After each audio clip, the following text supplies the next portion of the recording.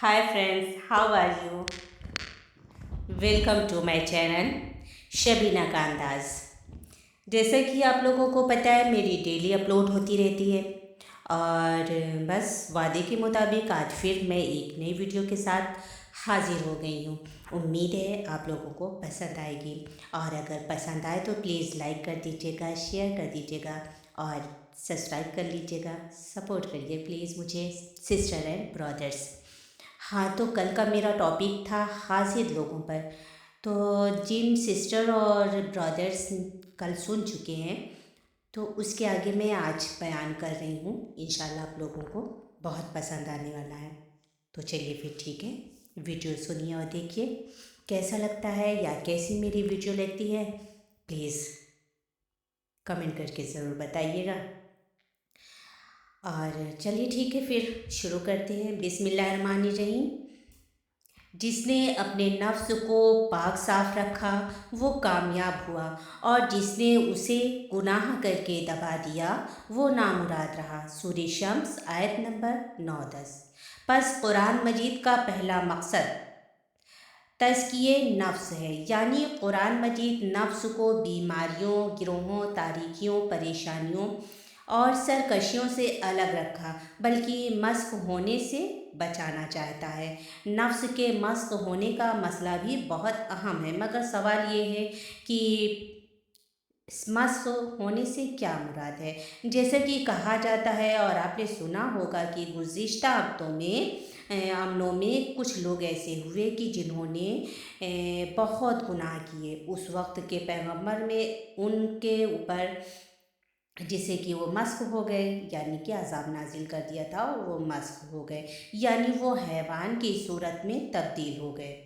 मसलन बंदर बन गए, भेड़िया बन गए, रीछ बन गए या किसी दूसरे हैवान की शक्ल में बदल गए और उसे कहते हैं मस्क होना। अब देखना यह है कि क्या वाकई इंसान मस्क हो गए हैं, यानी हैवान बन गए।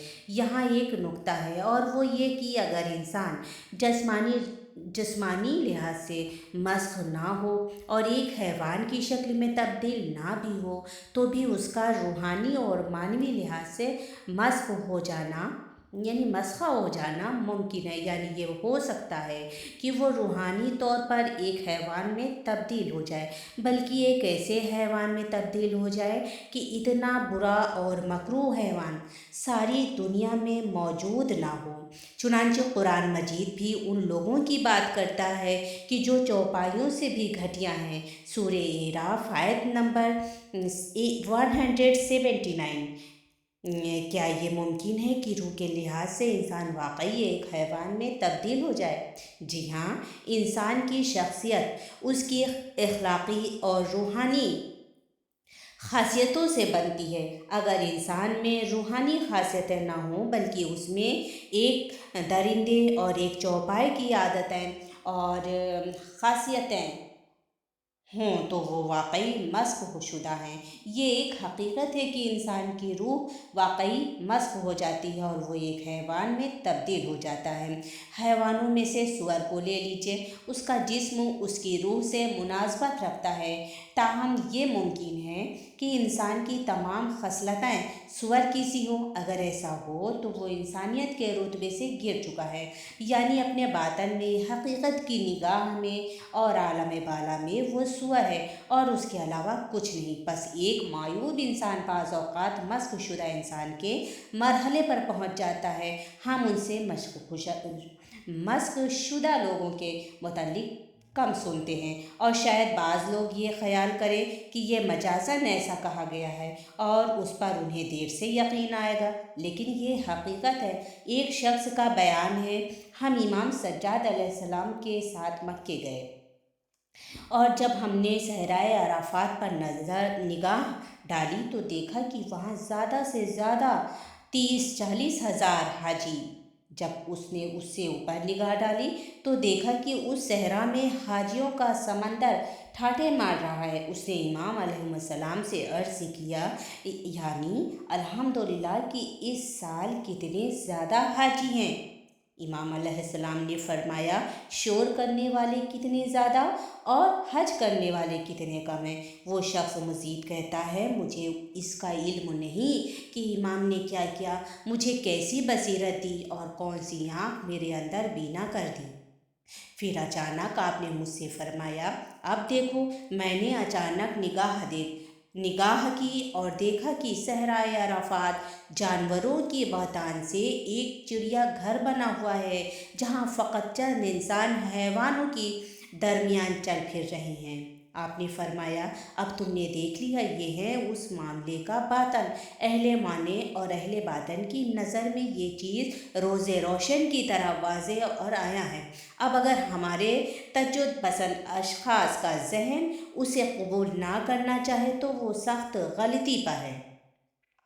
خود ہمارے زمانے میں ایسے افراد ہوئے اور ہیں جو انسانوں کی حقیقت کا احاطہ کر سکتے ہیں اور اسے دیکھ سکتے ہیں، جو انسان ایک چوپائے کی طرح، کھانے سونے کی طرح عمل کے علاوہ کچھ نہ جانتا ہو۔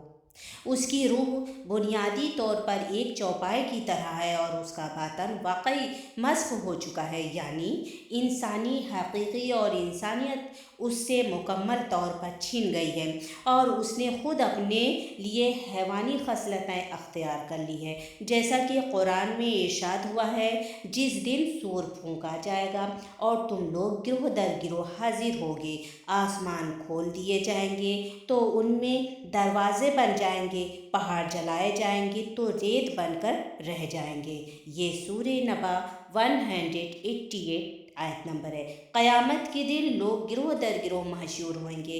پیشوا دین نے بار بار کہا ہے کہ لوگوں کا فقط ایک گروہ انسان کی شکل میں محشور ہوگا اور دوسرے گروہ حیوانات کی شکل میں محشور ہوئیں گے۔ چنانچہ کچھ گروہ چیونٹیوں کی شکل میں، کچھ گروہ سانپوں کی شکل میں اور کچھ گروہ چیتوں کی شکل میں اٹھائے جائیں گے اور کچھ گروہ بندروں کی شکل میں بھی اٹھائے جائیں گے۔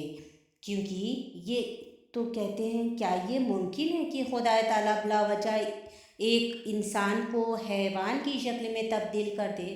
نہیں، بلکہ جو شخص دنیا میں بچھو بن کر رہا ہے، سوائے ڈنگ مارنے کے اس نے کوئی کام نہ کیا اور دوسروں کو ایذا پہنچانے میں ہی لذت محسوس کرتا رہا، وہ اپنی حقیقی شکل یعنی بچھو کی شکل میں محشور ہو گیا۔ تو عزیزوں، آج کی ویڈیو میری آپ لوگوں کو کیسی لگی پلیز کمنٹ کر کے ضرور بتائیے گا۔ چلیے، اپنا بہت سارا خیال رکھیے گا۔ چلیے، خدا حافظ، take care, love you all.